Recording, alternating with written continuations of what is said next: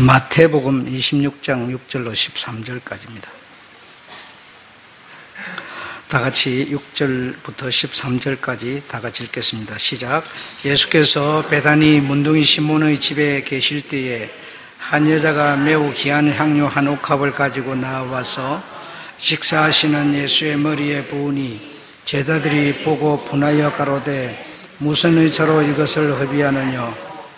이것을 많은 값에 팔아 가난한 자들에게 줄 수 있었겠도다 하거늘 예수께서 아시고 주의에게 이르시되 너희가 어찌하여 이 여자를 괴롭게 하느냐? 저가 좋은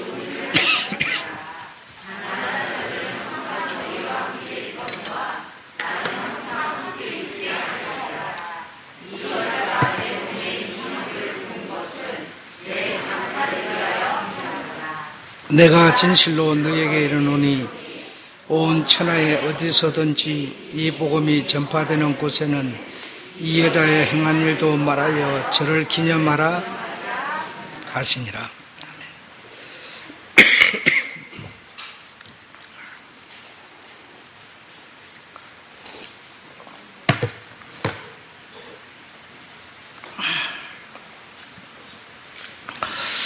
이 여자의 행한 일을 기념하라 라고 하는 제목입니다.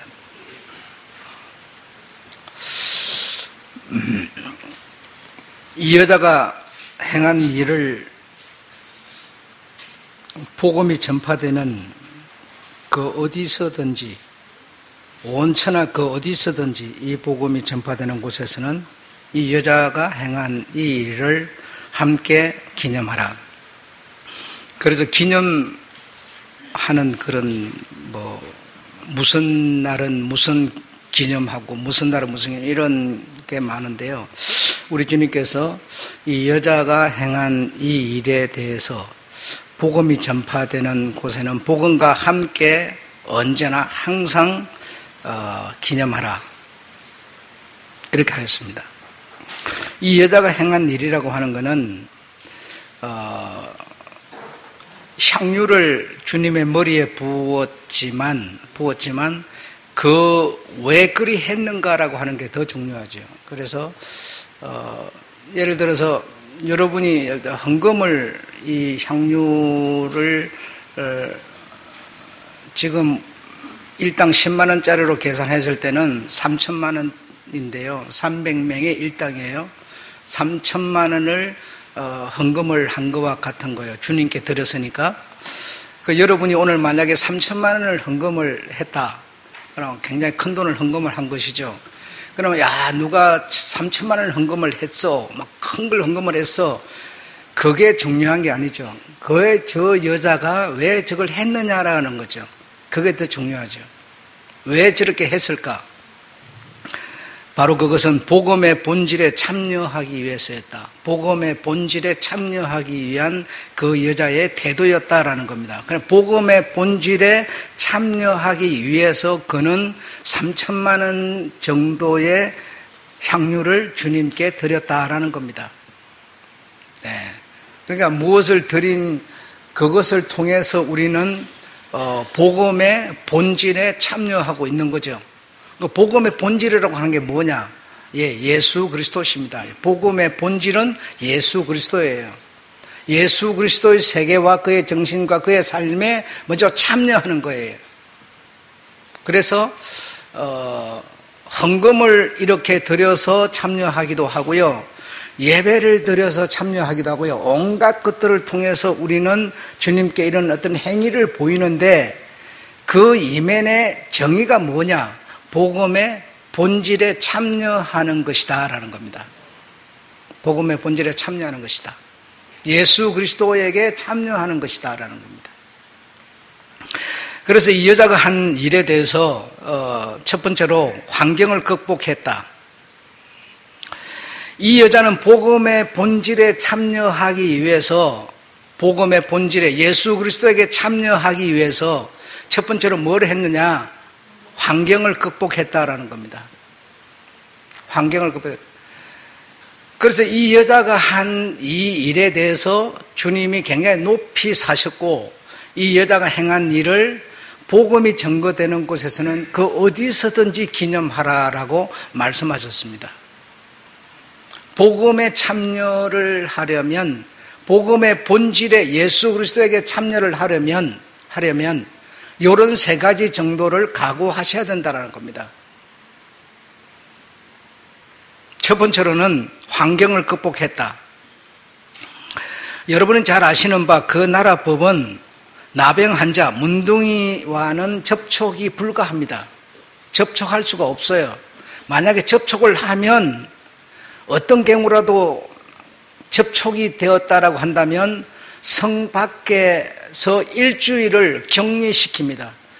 격리시켜서 지금 이런 코로나 이런 거에 어떻게 접촉이 되면 우리가 이렇게 14일 격리가 되는 것처럼 성 밖에서 일주일 격리를 하고 제사장에게 와서 이상 없음을 확정받고 성 안으로 들어가는, 이 정도로 아주 과격하게 사회적 거리두기를 하고 있었어요. 그런데 예수께서는 이런 사회적 규범을 어기고 예수께서는 이 나병 환자 문둥이가 살고 있는 시몬의 집을 방문을 했고 그 집에서 식사를 하고 있어요.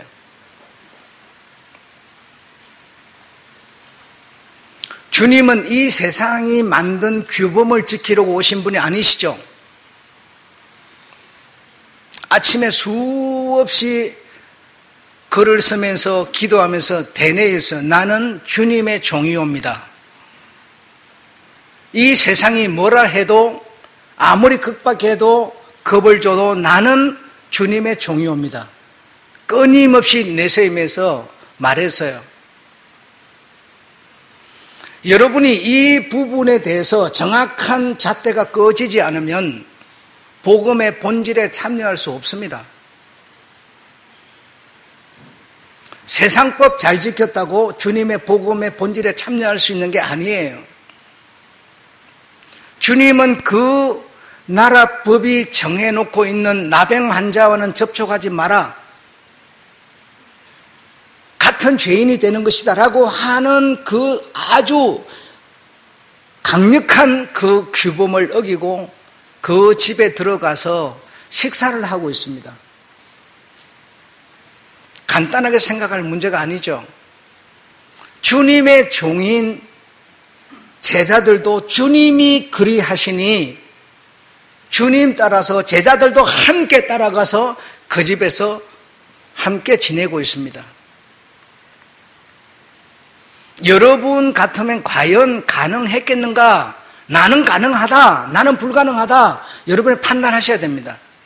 환경을 극복하지 못하면 나병 환자라고 하는 절대로 정한 사람과는 함께 할 수 없는 거리두기를 해야만 하는 사회가 정한 그 법률을 어겨서라도 나는 주님이 그 집을 가시니 나도 따라가겠다.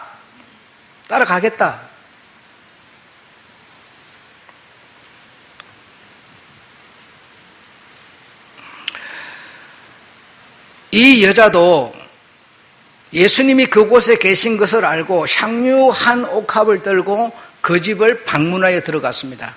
그 들어가는 것 자체가 뭡니까? 나는 죄인입니다.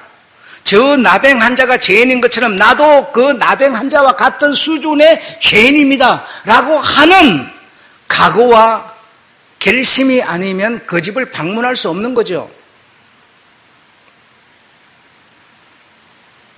여러분도 지금 이 나라가 정한 규범과 규율을 어기고 있습니다. 20명 이상 모이지 말라 하는데 20명이 넘었어요.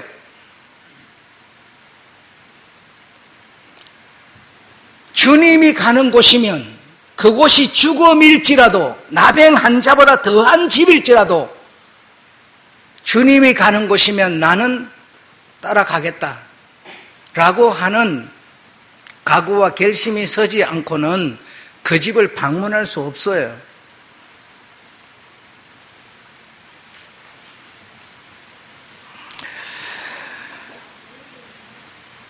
우리가 세상 법 세상이 만든 이 법률 하나 잘 지키려고 지금 우리가 신앙생활 하는 거 아니에요. 신앙생활 안 하는 사람도 이 세상이 만든 법률을 잘 지키고 있고요. 이것이 신앙생활의 주대가 아니에요, 여러분. 우리는 주님의 말씀을 믿고 주님을 따르는 사람들이에요. 주님이 그 위험한 곳을 가시니 그 제자들도 함께 가고 있어요. 이 여자도 함께 향륜을 들고 그 집을 방문했어요. 그 집을 방문하는 이 여자는 마음속으로 무슨 생각을 했는가 하면 저 지금 나병 환자는 세상 사람이 전부 죄인이라고 지금 정죄하고 있는 겁니다. 죄인이라고. 죄를 지었기 때문에 죄값으로 지금 저런 병에 걸렸다고 그들은 생각하는 겁니다. 법이 그렇게 말하고 있어요. 그 집을 방문을 하려면 나도 저 사람과 같은 수준의 죄인이라고 고백하지 않고는 그 집을 방문할 수가 없어요.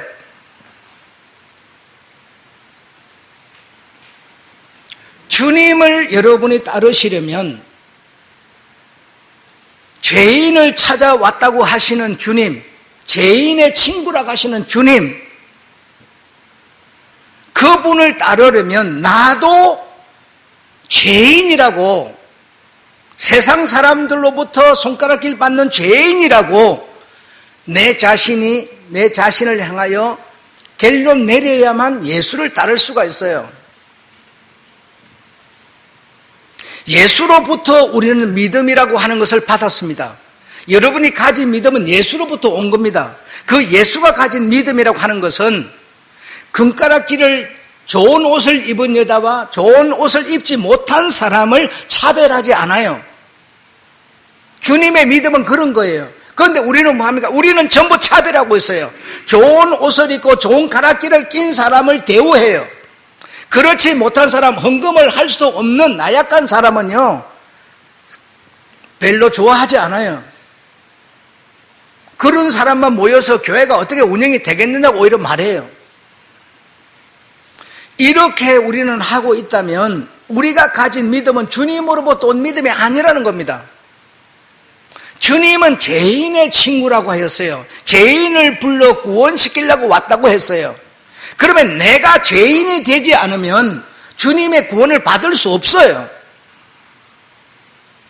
이 여자는 그 집을 왜 방문했느냐? 복음의 본질에 참여하기 위해서 했지만 예수와 연합하기 위해서 하였지만 자기 자신을 먼저 나는 저 집에 사는 저 사람과 같은 수준의 죄인이라고 자신이 결론 내렸기 때문에 그 집을 방문했어요. 그렇지 않으면 불가능한 겁니다. 사회적으로 세상적으로 깨끗하고 흠이 없으면 예수를 따를 수가 없습니다. 예수는 죄인의 친구라고 그랬어요.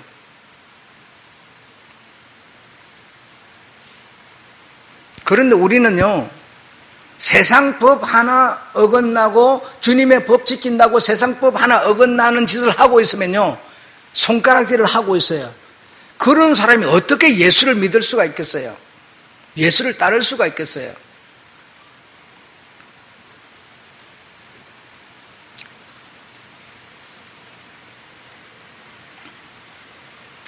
문둥이도 죄인이죠. 나도 죄인이라는 겁니다. 그래 같은 수준의 죄인이기 때문에 나는 그 집을 방문하겠다는 것이죠.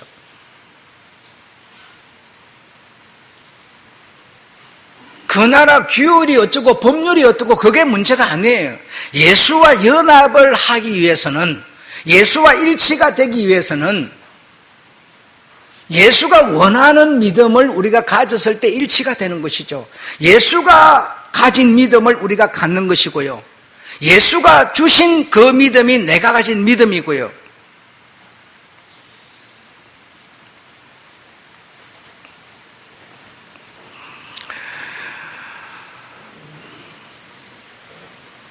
예수도 제자도 그 여자도 그 나라 법에 다 어긋나는 일을 하고 있어요.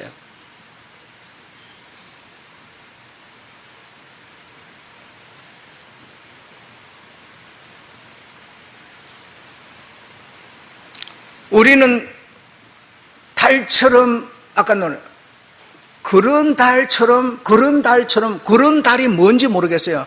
그런 달이라고 말했을 때 그 달은 세상 사람들에게 인정받을 수 있는, 세상 사람들이 인정해주는 그런 수준의 사람, 이런 생각을 해서 그런 달처럼 그런지 모르겠어요. 낮엔 해처럼, 밤엔 달처럼. 달처럼이 뭐냐, 해처럼이 뭐냐? 세상 사람들 눈에 전혀 어긋나지 않는, 세상 규율에 어긋나지 않는 그런 것을 향하여 달처럼 해처럼 그랬는지 모르겠어요. 그랬다면 우리가 가진 믿음은 예수로부터 온 믿음은 아니라는 것이죠. 예수가 가지고 오신 믿음은, 그리고 우리에게 주신 믿음은 죄인을 친구로 삼을 수 있는 믿음이에요. 허름한 옷을 입은 사람을 금가락기를 낀 사람의 수준으로 함께 할 수 있는 믿음이에요. 차별하지 않는 믿음이에요, 여러분. 남자, 여자를 구별하지 않는 믿음이에요. 여자는 굉장히 대우를 못 받았지만 남자는 굉장한 대우를 받는 시절이었어요. 그런데도 주님은 여자를 차별하지 않으셨어요. 그 여자의 손을 잡아주셨고요. 그 여자의 머리를 만져주셨어요. 아무도 성차별이라고 감옥하는 행위라고 해서 여자의 머리에 손을 대지 않지만, 그러나 예수는 여자의 머리에 손을 댔어요. 그 예수라고 하는 그분과 내가 연합하고 일치를 하려면 예수가 가진 그 믿음을 우리가 가져야 되겠기에, 이 여자는 당당히 그 향유를 들고 예수가 계신 그 집을 방문했어요. 그러자니 나도, 여자인 나도 죄인이라고 하는 신분을 인정하지 않고는 그 집을 방문할 수가 없었어요.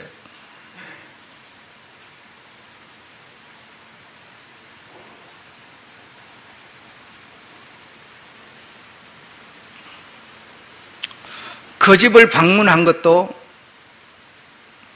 내가 죄인이라고 자신을 생각한 것도 죄가 있어서가 아니라, 물론 죄도 있겠죠. 그런 것이 중요한 게 아니라 복음의 본질에 예수 그리스도와 연합하기 위해서.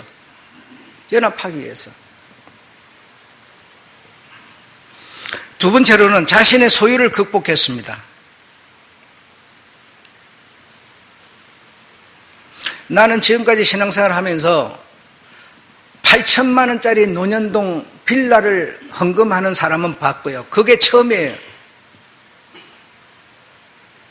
그 다음에 두 번째로는 어렵게 사는 사람이었는데 자기가 가진 저 시골에 땅이 팔렸다고 해가지고 700만 원을 11조를 한 사람을 봤어요. 그리고는 아직 감동될 만한 헌금을 드리는 사람을 아직 저는 내 목회 생활에 본 일이 없어요. 이 여자는 시집가면서 쓰려고 모아놓은 향유 3천만 원치, 장정 300인분의 분량의 헌금이나 다를 바가 없죠. 이 향유를 그것도 깨트려가지고 예수의 머리에 부었어요. 완전히 허비해버리는 것이죠. 사람들 눈으로 봤을 적에는 100% 허비하는 거죠. 여러분, 사람이요, 노름판하고요, 또 뭐라고 그러더라, 어디서 사람을 볼 수 있대요? 헌금을 여러분 이렇게 좀 남다르게 하면요, 우쭐해져 가지고요 바로 교만 귀신이 바로 들어가 버려요. 기가 막힙니다. 놀라운 일이에요. 내가 안 하던 것을 뭐 이렇게 하나 하면요, 그냥 우쭐해져 버려요. 갑자기 우쭐해져가지고 바로 교만 귀신이 바로 들어가요. 이렇게 우리는요, 정말 걷잡을 수 없는 자들이에요. 말짱하다 노론판에서요, 그 사람 기질이 나오는 것처럼요. 이 여자는 향유를 그렇게 비싼 가격에 팔 수 있는 향유를 갖다 드린 것은요, 다른 이유가 아니에요. 복음의 본질, 예수 그리스도에게 참여하기 위해서였어요. 그래서 주님은 나의 죽으심을 기념하는 거라고 하면서 오히려 이 여자를 두둔하셨지만 사람들 눈으로는 전부 허비하는 것으로 보였어요. 저 쓸데없는 짓을 한다고 생각했어요. 여러분, 오늘 이런 자리에 와서 예배를 드리는데 여러분 정말 영혼이 따뜻하고요, 아주 자신만만해지고요, 내가 오늘 이런 날 이런 자리에 와서 예배를 드릴 수 있다고 하는 거, 이거 우리가 생각해 봐야 돼요.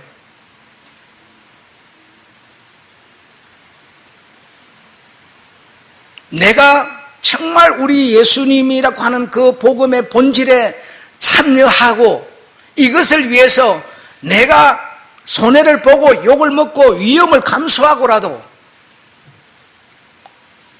예배를 과연 드리고 있는 것인가, 아니면 다른 어떤 이유 때문에 드리고 있는 것인가.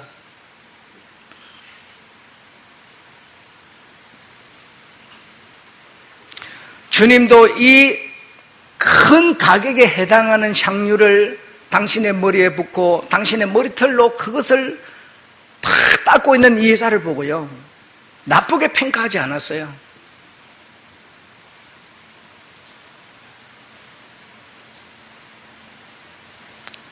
분에 넘치는 헌신이 있을 때 기억에 담겨요.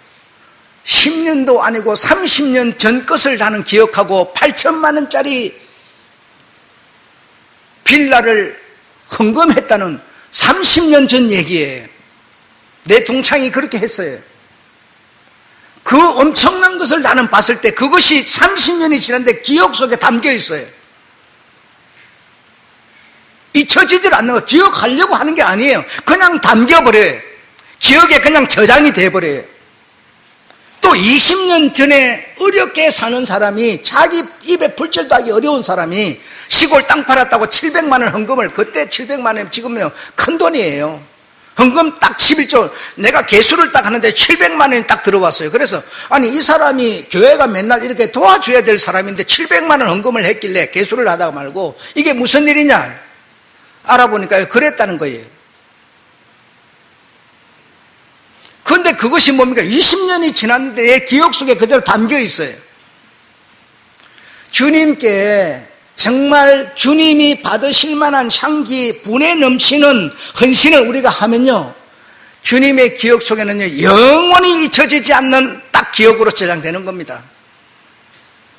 뭐 하나 드리면서도 아까운 생각 그냥 들고, 뭐 그냥 남하고 비교해 가면서 드리고, 이런 게 아니라요, 정말 우리 주님의 그 복음이라고 하는 것에 참여하기 위해서 내가 정말 내 분에 넘치는 주님을 사랑하고 존경하는 마음으로 정말 드린다면, 사람도 기억하는 기억을 주님이 기억해서 놓치겠습니까?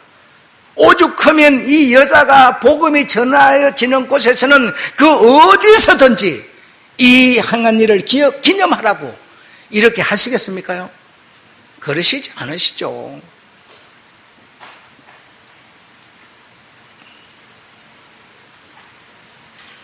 여러분, 임직식 때 발표를 했습니다마는요, 교회를 시작해가지고 여기까지 오면서 이래 비치고 저래 비치고 비친 것이 4억이었어요. 여러분한테 하나도 첨가시키지 않았어요. 내 혼자 짐으로 짊어지고 있어요. 올 8월이면 다 청산합니다. 여러분이 목사가 짊어지고 있는 빚 때문에 한번 고민해 본 적 있습니까? 한 푼이라도 보태서 갚아야 되겠다고 생각해 본 적 있습니까? 내가 교회 짐을 지웠습니까? 교회를 무겁게 하였습니까? 하나도 하지 않았어요. 주님의 교회에 빚을 지어서는 안 된다고 하는 내 철학이 있기 때문에 하나도 빚 지우지 않았어요.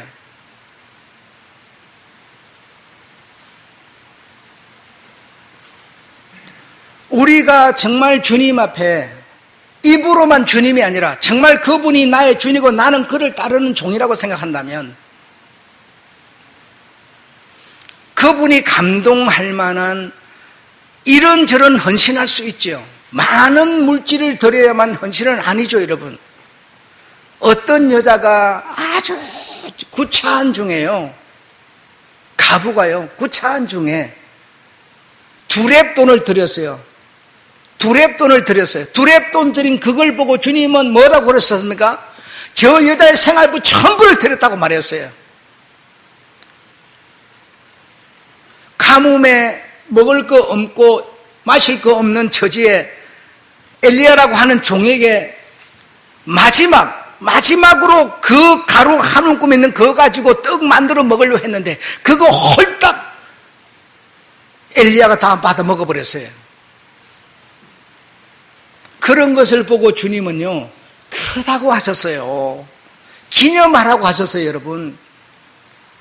복음의 본질에 참여하기 위해서 정말 내 정성을 다해서, 중심을 다해서, 열성을 다해서 드린다면 주님이 받으실 만한 향기가 아니겠습니까?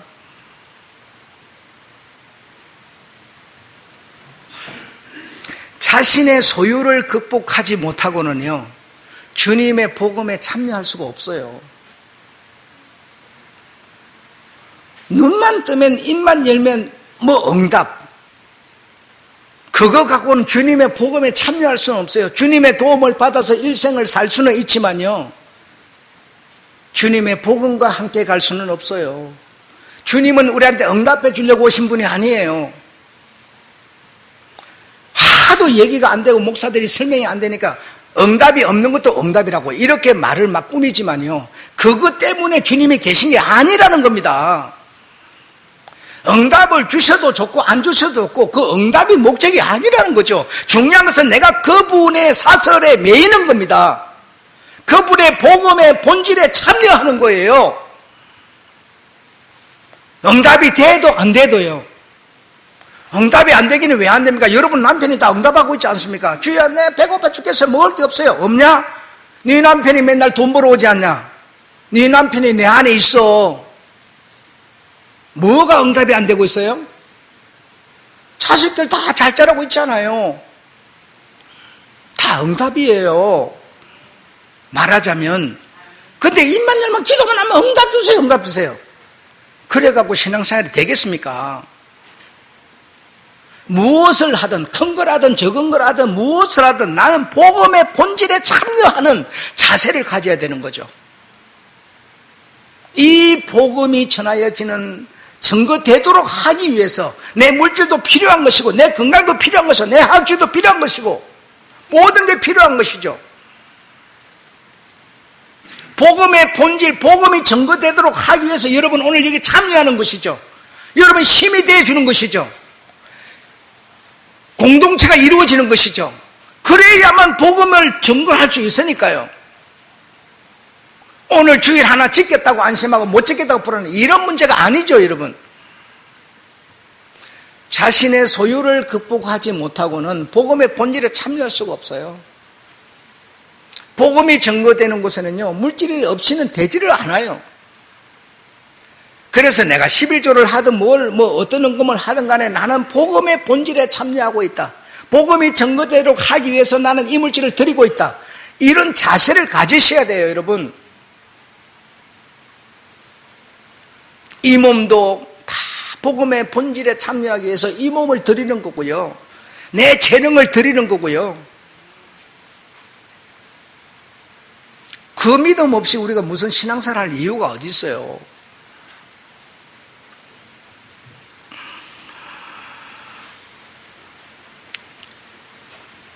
여러분은 어떻게 생각하시는지 모르지만 소유라고 하는 거는요, 사실은 소유만 하고 있을 때는 소유의 의미가 없는 겁니다. 그 소유가 사용되었을 때, 쓰임을 받았을 때 가치가 있는 겁니다. 여러분 여기 금가락지 다 끼셨죠? 금가락지를 끼고 있으니까 의미가 뭡니까? 한 묻고 싶습니다, 여러분. 의미가 뭐예요? 마음 좀 그냥 이 손보다 이 손이 조금 무거운 거? 그것밖에 의미가 뭐가 있어요? 그거 끼었다고 내가 병이 안 걸려요? 통장에 내한테 돈이 매덕이 들었다 생각합시다. 매덕이 딱 들었어요. 그것이 주는 의미가 뭡니까? 조금 안심되는 거 외에는 없을 거예요. 안심된다고 병이 안 찾아옵니까? 사고 재난이 안 찾아옵니까? 다 찾아와요. 소유 자체는 의미가 없는 겁니다. 그 소유를 내가 사용할 때, 쓰임을 받을 때 그 소유는 진짜 가치가 있는 거예요.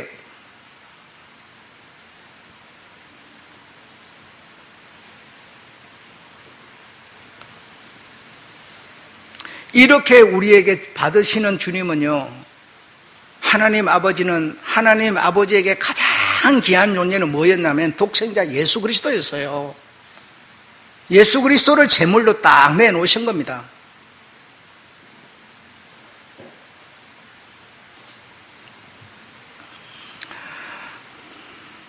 세 번째로는요, 비난을 극복해야 합니다. 이 여자가 그런 행동을 하니까 왜 허비하느냐, 팔아서 가난한 자들에게 주지 왜 그런 짓을 하느냐 하면서 남도 아닌 그 예수님의 제자라고 하는 사람이 제3자 같으면 또 괜찮아요. 왜 허비하느냐고, 가난한 자들에게 팔아서 주지 왜 그렇게 하느냐고. 그래 주님이 편을 들어주시죠. 가난한 자들은 항상 너희와 함께 있지 않느냐, 언제든지 가난한 자들을 위해서 할 수 있지 않느냐. 그러나 이 여자가 한 것은 내 죽음을 기념한 거야. 오히려 편을 들어주실 정도였어요. 여러분, 신앙생활 하려고 하는 사람은요, 비난을 극복하지 못하면 못합니다. 할 수가 없어요. 비난도 안 받고 좋은 소리 들어가면서 못해요. 할 수가 없어요. 여러분이 참다운 바른 신앙생활을 하면 여러분 옆에 사람이 욕하게 돼 있어요. 옆에 사람이 나를 봐도 저게 신앙인인지 세상 사람인지 분별이 안 될 정도니까 욕을 안 하는 거예요. 정말 신앙인이 딱 돼버리면요, 세상 사람은 여러분 욕하게 돼 있어요.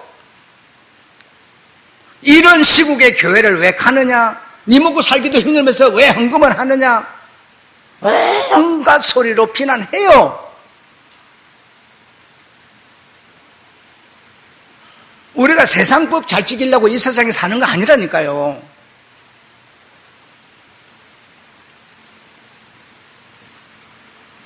여러분이 지금까지 신앙생활을 하시면서 예수를 믿는 것 때문에, 예수 때문에 비난을 한 번도 받아본 일이 없어. 그게 해처럼 달처럼인지 생각하겠죠.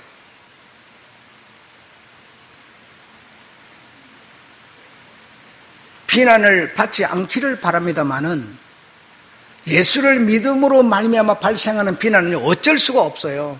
안 믿어버리기 전에는 방법이 없어요, 여러분. 가장 가까운 주위에서 비난해요.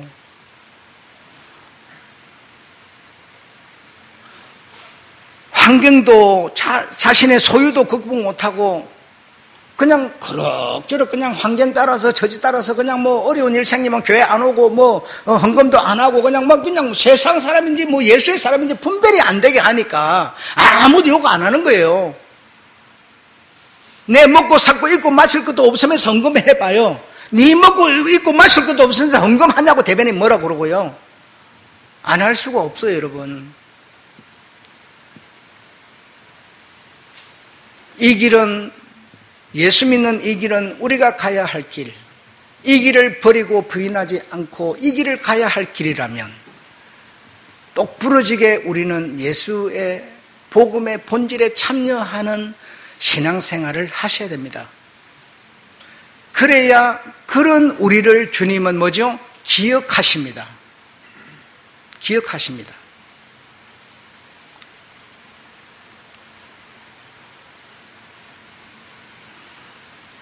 아까워서 여러분이요, 헌금을 못하고 엉켜지고 한 달을 넘어간 사람과 내가 예수의 복음의 본질을 참여하고 이 복음을 전파를 위해서 내가 존재하는 자로서 딱 하고 난 사람과의 그 마음의 평화라고 하는 거는요, 완전히 달라요. 소유는 그래서 사용해야만, 그래서 자신들에게 합류를 시키죠. 나는 형편이 안 돼서 안 돼.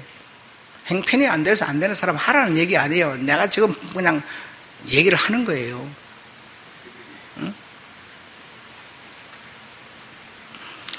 세상은 여러분이 다니는 교회를 보고 뭐라 그러냐면 혐오시설이라고 그래요. 이 소리를 듣고도 내가 기분이 안 나쁘거든. 참 이상하지요. 왜 기분이 안 나쁠까요? 교회를요, 가로치고요, 혐오시설이라 써놨어요. 강공서에서. 혐오시설에 오는 여러분을 세상이 좋아하겠습니까?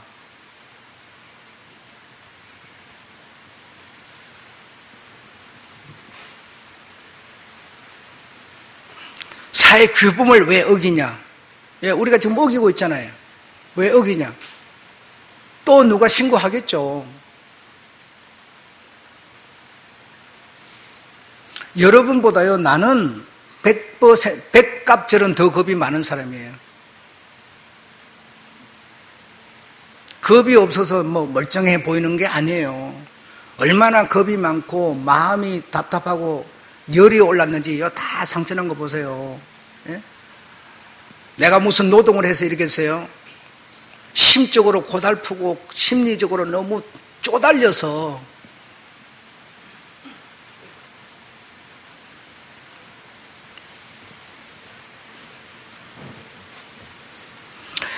헌신자, 감사하는 자, 하나님께 영광 돌리는 자 다 욕하고 비난합니다.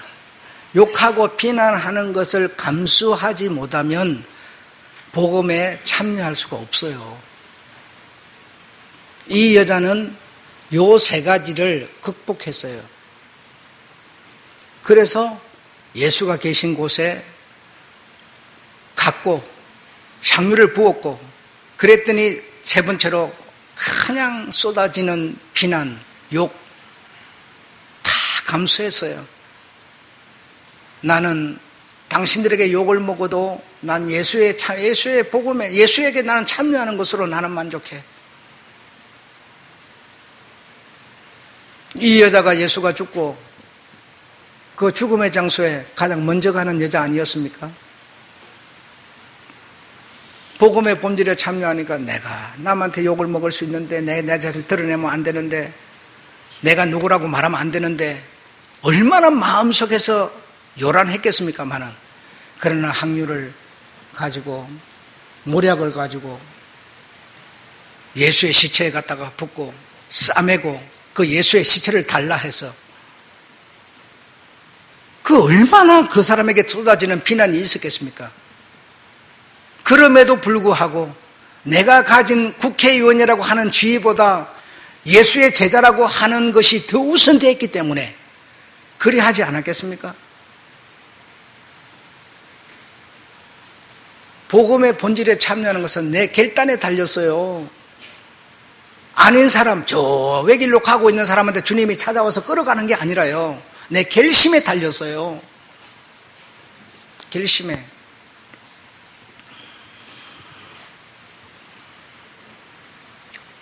여러분 뭐 다 이렇게 주일 지키고 뭐 헌금 드리고 다 복음에 참여하는 겁니다. 그냥 헌금 드렸다, 주일 지켰다 이렇게 생각했지만 오늘 이후로부터는 나는 헌금을 드리는 거, 주일을 지키는 거 뭐죠? 복음에 참여하고 있다. 이렇게 생각을 바꿔주시기를 바랍니다. 예, 복음에 참여하고 있는 거예요.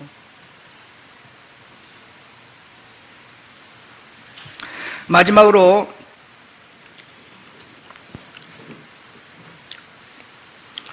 우리가 살아가는 인간관계에서는요, 너무 그렇게 친절하지 마세요. 되게 친절한 사람은 계산과 의도가 있기 때문에 계산과 의도가 있어서 그 계산과 의도를 달성시키기 위해서 유난을 떠는 거예요. 유난히도 친절한 것처럼 해요. 그러나 복음을 쫓아가는 사람들이 무쇠 그렇게 친절을 베풀고 그럴 필요 없어요. 사도 바울은 사랑의 빛 외에는 지지 말라 그래서요. 사랑의 빛 외에는. 다른 온갖 빛들이 많죠. 그런 빛은 지지 말라. 그런 빛을 지면 네가 어쩔 수 없이 그 사람의 비율을 맞춰야 되고 그 사람 입장을 이해해줘야 되고 깔끔하고요. 그냥 단순해야 돼요. 너무 그냥 뭐가 이게 얽히고 설키고 막 이래 있으면 내 생각과는 상관없이 막 이렇게 해야 돼요. 비율을 맞춰야 돼요. 방법이 없어요, 여러분. 그 성경 그냥 단순하게 예, 아니요, 예, 아니요. 그 단순해야 되는 거죠.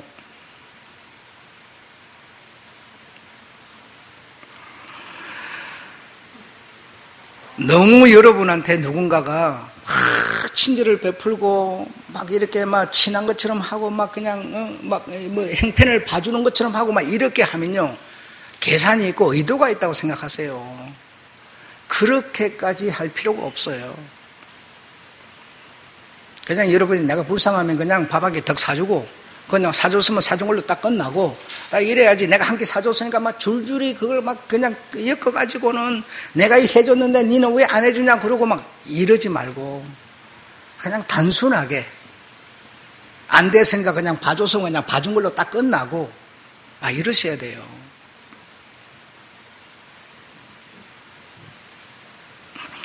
세상의 평가에 의지하거나 기대지 말아라. 세상의 평가에 너무 우리가 의지하고요 기대게 되면 내 본이 아니게 살아가야 돼요. 내 본심과 다르게 살아야 돼요. 자꾸 그 평판을 우리가 생각해야 되기 때문에 우리 기독교인은 단순해야 됩니다. 사실인 것은 예 하고요 아닌 것은 아니요 하고요 그냥 이렇게 단순해셔야 돼요. 그래야지 너무 그냥 막 체면 찾아 쌓고 막 그냥 막 이렇게 막 누가 뭐라 그럴까를 생각해가지고 또 그 사람 생각을 생각해가지고 또 생각을 해서 말을 하고 막 복잡해서 살 수가 없어요. 아무쪼록 하나님이 영원히 기억할 만한 헌신자가 되시기를 주 여러분 축원합니다. 첫째는 환경을 극복해야 되고요. 두 번째는 자신의 소유를 극복해야 되고 비난을 극복해야만 복음의 본질을 쫓아서 우리가 살 수 있고 갈 수 있고 복음을 전파하는 데 우리가 쓰임을 받을 수 있는 것이지 이런 세 가지 정도를 이자처럼 우리가 극복해내지 못한다면 우리는 예수의 머리에 향유를 볼 수 없고 예수와 연합할 수가 없습니다. 우리 주님께서는 참 너그러우신 분이에요. 첫 번째는 깨달은 자 제1원인자, 제1원인자를 통해서 듣는 사람, 듣고 깨달는 사람, 듣고 깨달는 사람이 행동하는 그 행동을 보고 또 뭐죠? 좋아하는 사람. 이 3단계까지도 주님은요 너그러이 우리를 보살피고 있어요. 내가 제1원인자가 아니더라도 1원인자가 깨달은 것을 전하는 그것을 듣고 깨달는 자. 듣고 깨달는 자가 전하는 그것을 듣고 뭐죠? 이렇게 사는 것보다는 이렇게 사는 게 더 옳은 것 같아 하면서 행동하는 자까지도 주님은요 구원하는 믿음을 보내고 계신다는 것을 믿으시기 바랍니다. 1원인자만 꼭 주님이 품으시는 거 아니에요. 아무쪼록 이 여자를 기억하고 기념하는 예수님께서 오늘 예배를 드리는 여러분, 또 헌신을 하시는 여러분, 또 보이지 않지만 숨은 그 자리에서 기도하시는 여러분, 참으로 주님이 기억하시는 헌신자가 될 줄로 믿습니다. 누가 본다고 하는 게 아니고 안 보더라도 차 타고 가면서도 우리가 기도할 수 있잖아요. 지금 세상은 내가 볼 때는요 너무 그냥 편한 세상이 돼가지고요 기도도 사실은 안 하고요 헌신도 별로 안 하고요 뭐 해도 말아도 별 의미 없다고 막 이렇게 그냥 아주 편리한 그냥 세상을 살고 있어요, 우리가. 누가 알아준다, 본다가 신경 쓰지 마시고요. 정말 조용한데 내 혼자 주님 앞에 얼마든지 소곤소곤 기도 드릴 수 있고요. 좋은 거 있으면 주님과 이렇게 나눌 수 있고요. 어떤 환경에 서든지 간에 내가 내 어떤 이 불안을 뒤로 하고 이렇게 딱 환경을 극복하고요. 이런 여러분 되셔서 주님의 기억 속에 남아있는, 주님의 기억에 담아지시는 여러분 되시길 주 이름으로 축원합니다. 마치겠습니다.